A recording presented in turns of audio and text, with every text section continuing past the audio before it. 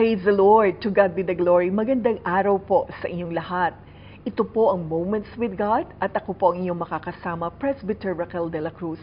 Napakabilis po ng panahon. It's August and 4 months to go.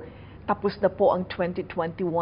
Ngunit ang kagalakan po namin sa Moments with God, kami po ay nagkakaroon ng bahagi upang makita niyo po ang kalooban at plano ng Diyos sa inyong mga buhay.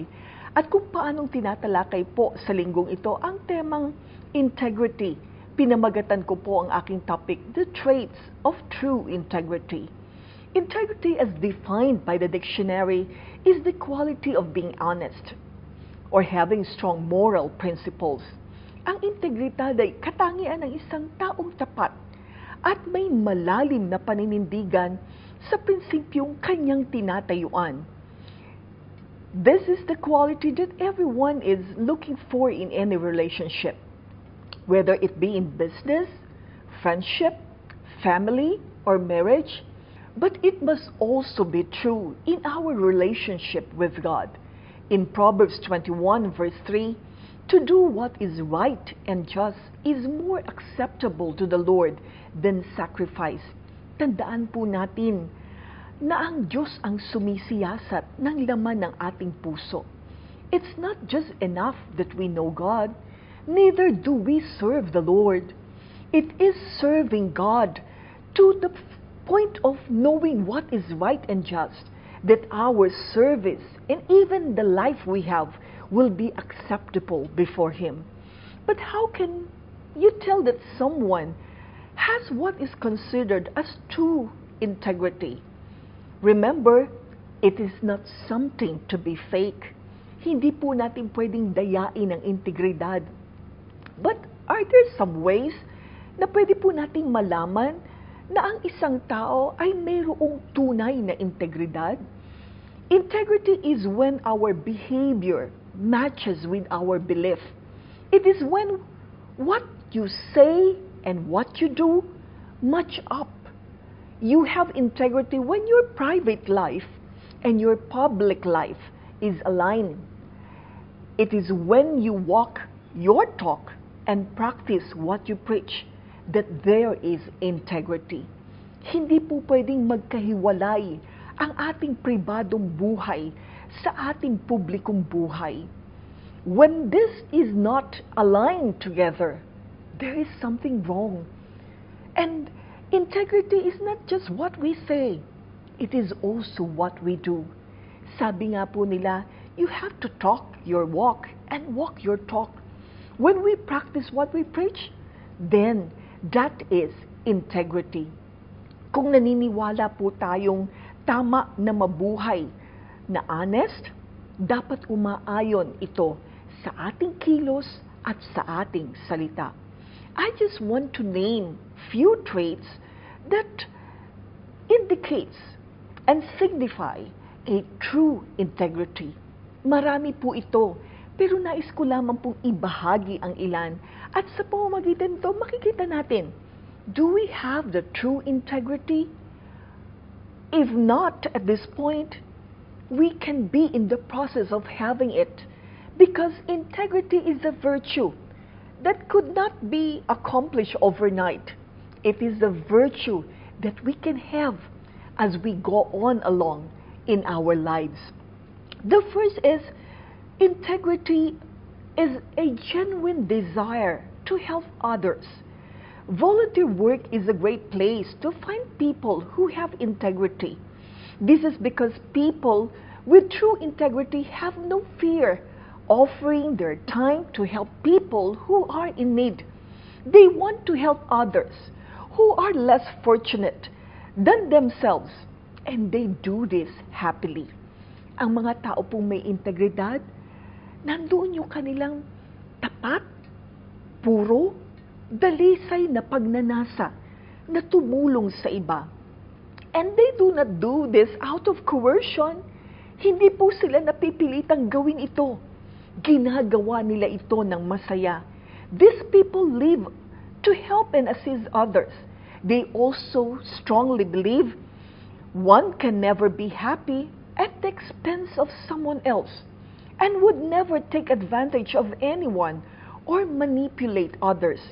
Ang mga tao pong may integridad ay naniniwala na ang tunay na kagalakan sa pagtulong sa kapwa ay hindi dahil sa paggamit ng iba, o dahil sa mapapakinabang sa iba, o dahil sa tinatawag na parang hidden agendas para manipulahin ang sitwasyon sa ikabubuti nila.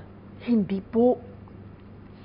That is why a person who possesses true integrity makes the best and true friend who is always there for you and would never take advantage of you.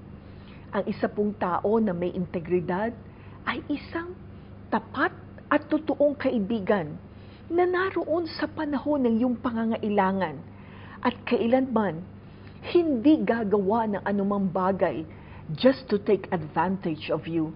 They are very helpful people and want to spread positive vibes. Mahirap po yatang kasama ang tao na who lives in negativity. Minsan sa buhay na ito na napakaraming problema, we want to hear good things. And people who are having the true integrity has the positive vibes to live with. They believe that true meaning of life is doing good to others. A person with true integrity is the most helpful people you could have ever met. At ang pagtulong nila ay hindi sa ilan.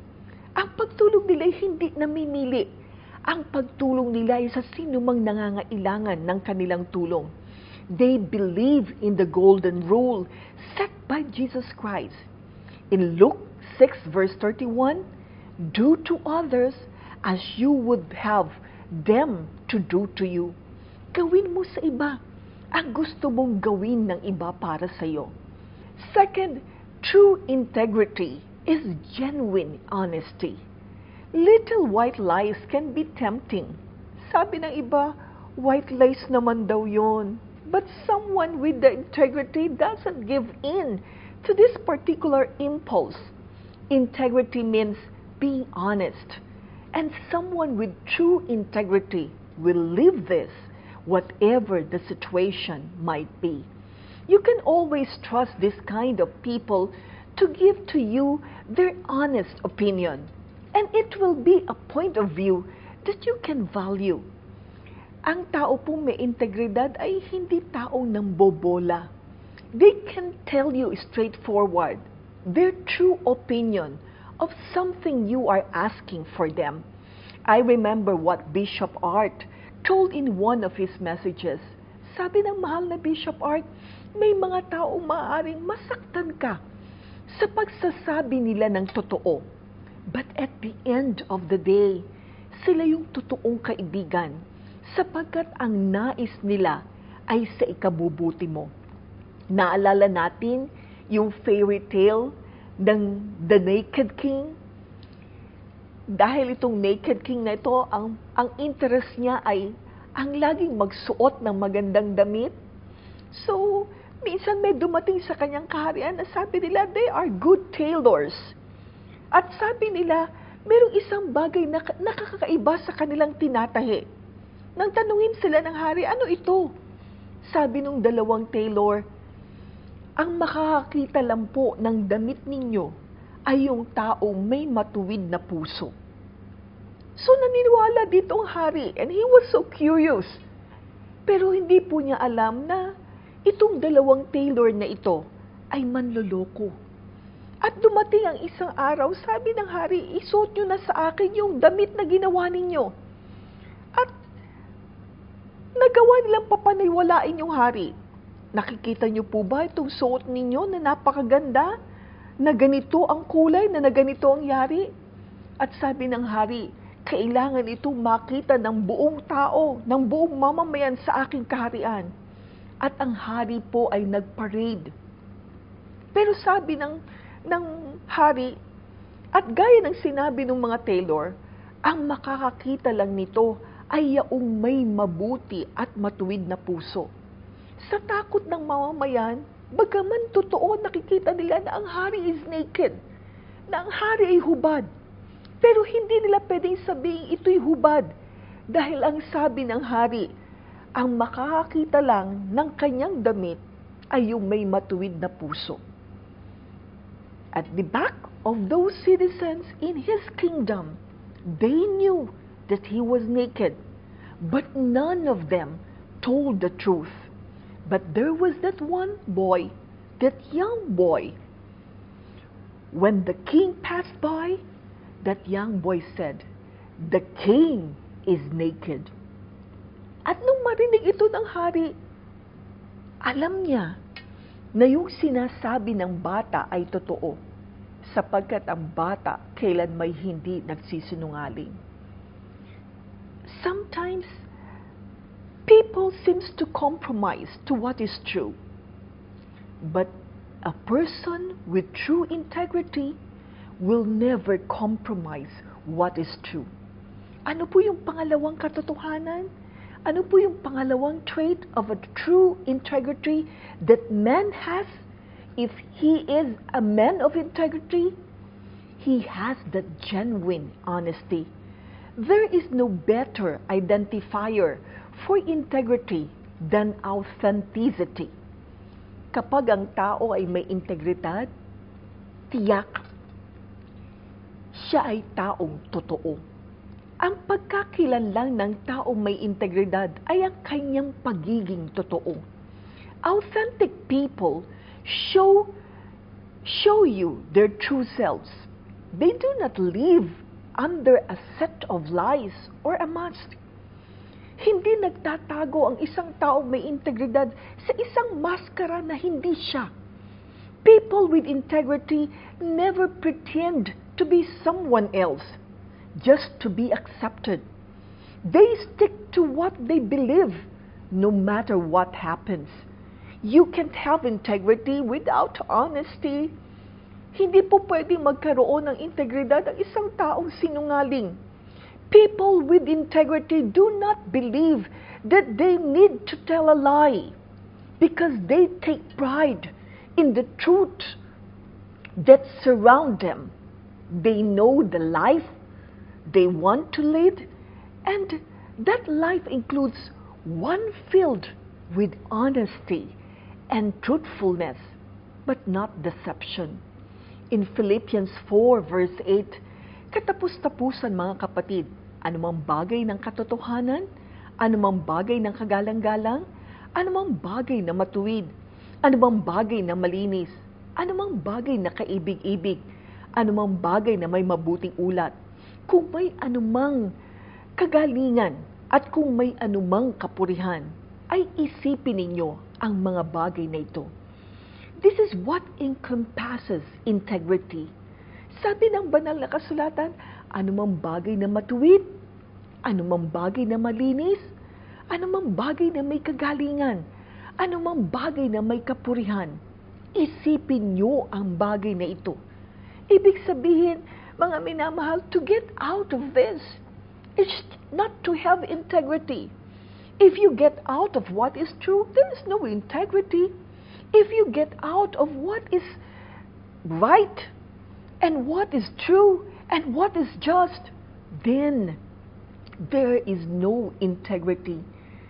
Alalahanin po natin, what is integrity? It is the quality to be honest and to stand firm to his moral principles. Pangatlo pong katotohanan na dapat nating malaman, that true integrity has that genuine respect to everyone. Ang totoo pong integridad ay mayroong isang dalisay na paggalang at respeto sa lahat ng tao. May kasabihan, respect is being earned. Totoo po ito, na ang paggalang ay isang bagay na hindi inuutos, kundi pinag-iipunan sa pagdaan ng panahon. Pero a man of true integrity gives respect to everyone they meet. Someone with true integrity knows that everyone deserves respect and deserves to be treated like human being, whoever they are. They are not being caught rude with people who seems to be less fortunate. Minsan ang paggalang ng tao'y sa mga taong matataas, mga taong may posisyon, mga taong may sinabi sa lipunan. Pero ang tao pong may integridad ay nagbibigay ng paggalang sa sino man sapagkat naniniwala siya na ang lahat ng tao ay may karapatan ng respeto. Such people don't like fighting and would do everything to solve the problem peacefully. They behave and they believe like this because they are understanding and prefer discussing things politely. Ang taong may integridad ay hindi pinagmumula ng gulo at ng away.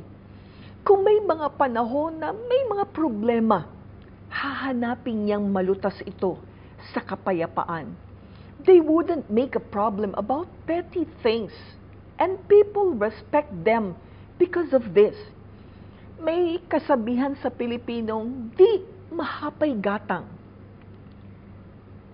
Ang salita pong ito'y nangangahulugan na ng taong laging lahat ng bagay ay tinutuos. Pero when one has the true integrity, alam niya kung ano yung bagay na pwede niyang iparaya. Alam niya kung ano yung bagay na pwede niyang palagpasin. Alam niya kung ano yung bagay na pwede niyang ipalugi na mangangahulugan ng kapayapaan. They always give others the chance to explain themselves and move forward, considering those other points of view might be right. Someone with integrity knows that things aren't always as they seem, and that each person deserves to be heard. As such, they choose to give the benefit of the doubt rather than doubting. The fourth is, a person with true integrity has genuine humility. A person with integrity will be proud of his accomplishments, but they will be at the same time be humble. In other words, they know the difference between being confident and being arrogant. Ang isa pong tao na mapagkumbaba ay hindi mababa ang low self-esteem. No, don't get me wrong. When you are a humble person with true integrity, it doesn't mean that you don't have that self-esteem or you don't believe in yourself. No. Remember David? When David was confronted by Goliath, nang magkaharap si Goliath at si David, sabi ni David, lumapit ka sa akin na may sibat at may tabak, pero hinaharap kita sa pangalan ng Panginoon, sapagkat ang labang ito at pakikipagbakang ito ay sa Panginoon at ibibigay kanya sa akin sa araw na ito. Sa mga linya ng salitang ito ni David, it was not about being arrogant. Hindi siya mayabang, hindi siya mapagmataas. But his confidence lies in the fact that he has this great God, a powerful and living God, whom he rested his confidence that will make that day a victorious one, because that very battle belongs to the Lord.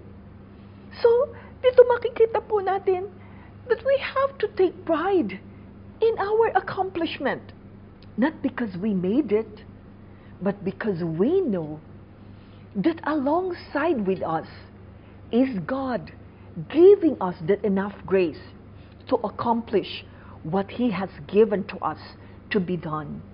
In Proverbs 11 verse 3, the integrity of the upright guides them, but the unfaithful are destroyed by their duplicity. Sabi ng banal na kasulatan, yung Katapatan ng isang taong matuwid ay papatnubay sa kanya. Ngunit ang kawalang katapatan ng isang tao ay sisira sa kanya. A person with true integrity will know his strength as well as his shortcomings. He recognizes his strong points, yet he is always striving to better himself in some ways. Alongside with humility is his ability to admit that he is wrong. Who likes to admit they have been wrong? It's not easy. Sino nga po ba magsasabi ako'y mali? At gaano nga po ba kadaling sabihin ako'y mali? But if you have the true integrity, you can say and admit squarely that you are wrong. A person with true integrity has no problem admitting that he is wrong or when he made a mistake. Makikita mo siya na unang gagawa, unang titigil, magsasabi ng kanyang maling ginawa, at hihingi ng paumanhin kung kinakailangan. But true integrity can see the vanity of losing and prefers instead to create peace. Alam niyo po, minsan sa isang gulo o sa isang away, minsan it's a lose-lose game. Walang nananalo, lahat ay talo. At sapagkat may pagkaunawa siya sa bagay na ito, he rather choose to create peace instead of tension. If this requires being the bigger man and apologizing first, then so be it. Sa bawat pangyayari, may panalo, may talo. Pero alam niyo po, almost in every cases, parehong talo. Ngunit ang taong may integridad ay pipiliin ng kapayapaan higit sa kaguluhan. At minsan, ang paghingi ng apology ay hindi nangangahulugang ikaw ang mali at siya ang tama. Sabi ni Mark Matthews, apologizing does not always mean you are wrong and the other person is right. It just means you value your relationship more than your ego. Ano po ang sabi ni Mark Matthews? Minsan, sa paghingi natin ng paumanhin, hindi naman laging dahil mali tayo at tama yung isa. It just means nangangahulugan lang na mas pinapahalagahan natin yung relasyon ng higit sa ating pride. Ano nga po ba ang mapapala? O ano nga po ba ang mapapakinabang? Just to tell and stand that you are right. Pero yung isang relasyon ay masisira. When you have the true integrity, you know what is humility. And in that humility, you can save the relationship rather than destroying it. Ang pang-anim po at ang panghuli, true integrity has that genuine kindness. Above all, people with integrity are kind. Ang tao po na may integridad ay taong mabait. They're not the type of person to say something they don't mean. They won't say something nice to your face and something cruel to your back. Ang taong may integridad ay hindi mabuti sa harap at nananakmal sa likod. They are not backstabbers. If you can see people who seems to be good and smiling before you, but can tell lies and can tell evil things at your back, shun away from them. They are not people with true integrity. A person with true integrity knows that their strength is telling and doing what is good and what is kind. In Proverbs 12 verse 22, the Lord detests lying lips, but He delights in people who are trustworthy. Sabi po ng salita ng Panginoon, ayaw ng Diyos na isang taong sinungaling, ng isang di lang sinungaling, kundi ng isang taong mapagkakatiwalaan. Ito ang kinalulugdan ng Diyos. They are kind and always try to lift others people up whenever they can. If other people are in need, they are ready to give a hand, and they would always treat others with kindness and compassion. They always give people second chances, for they believe that there is goodness in man's heart. Ang tao pong may integridad ay laging nagbibigay ng pangalawang pagkakataon sa mga tao maaaring nakagawa ng mali. Naalala ko po one time, when I was reading a devotional book, merong isang lalaki, he was an ex-convict.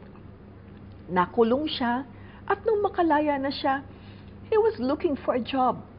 But no one wants to hire him. Sino nga po ba ang mag-hire sa isang tao na galing sa bilangguan or ex-convict? But one time, when he was standing in a building, mayroong isang lalaking lumabas doon sa building. And he was dressed up. At nung makita siya, sabi ng lalaki, nearing 60s, sabi sa kanya, "Ba't ka nandito? Sa katanghaliang tapat, ba't ka nakatayo sa building na ito?" At sabi ng lalaki, "Because I'm looking for a job. Naghahanap ako ng trabaho, pero walang mag-hire sa akin." Sabi ng lalaki, nearing 60s, "Oh, I see. You're looking for a job? Okay. Be here before 8 o'clock, and I will make an interview for you." Nung sinabi ito ng lalaki, nagulat siya. At ang tanong niya, sino kaya itong lalaking ito?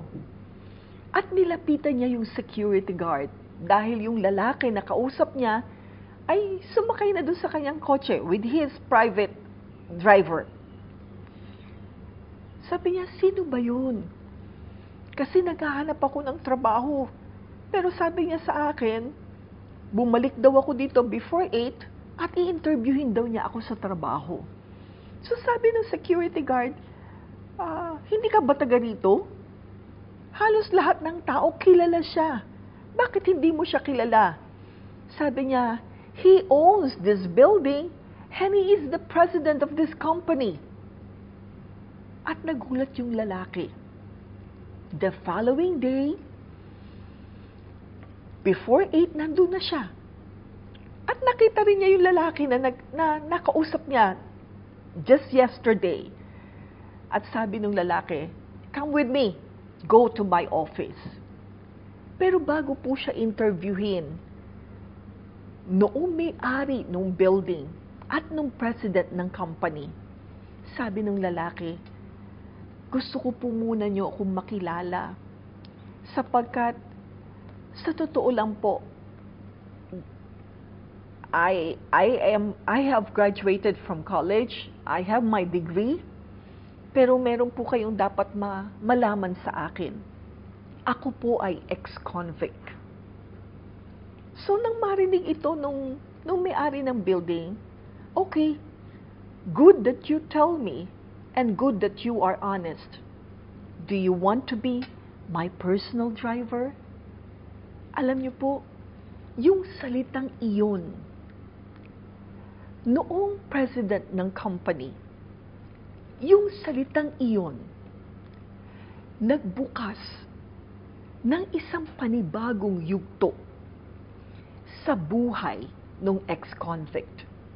And it took not so long that this ex-convict become one of the model employee of that company. Ano po ang true integrity? True integrity does not mark people who somewhere there, committed and make a mistake. A person of integrity opens wide another chance, opens wide another door, that these people who might have committed mistake there at the past could have another page in their life to prove that they can change. Ano po yung ika-anim na trait ng taong may true integrity? A man of true integrity has that genuine kindness. Hindi po ito pwedeng itago sa isang taong may integridad na laging makikita mo sa buhay niya. Hindi mo lang maaaninag. It is something which radiates the kindness in his heart to be felt by people around him. Ang tao po may integridad, hindi mo lang maaaninag, kundi madarama mo ang kabaitang mayroon siya.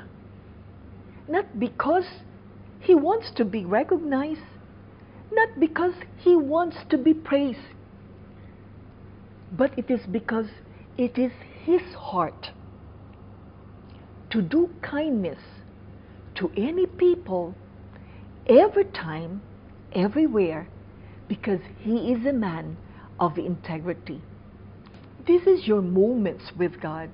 Sabi ni Oprah Winfrey, real integrity is doing the right thing, knowing that nobody's going to know whether you did it or you did it not.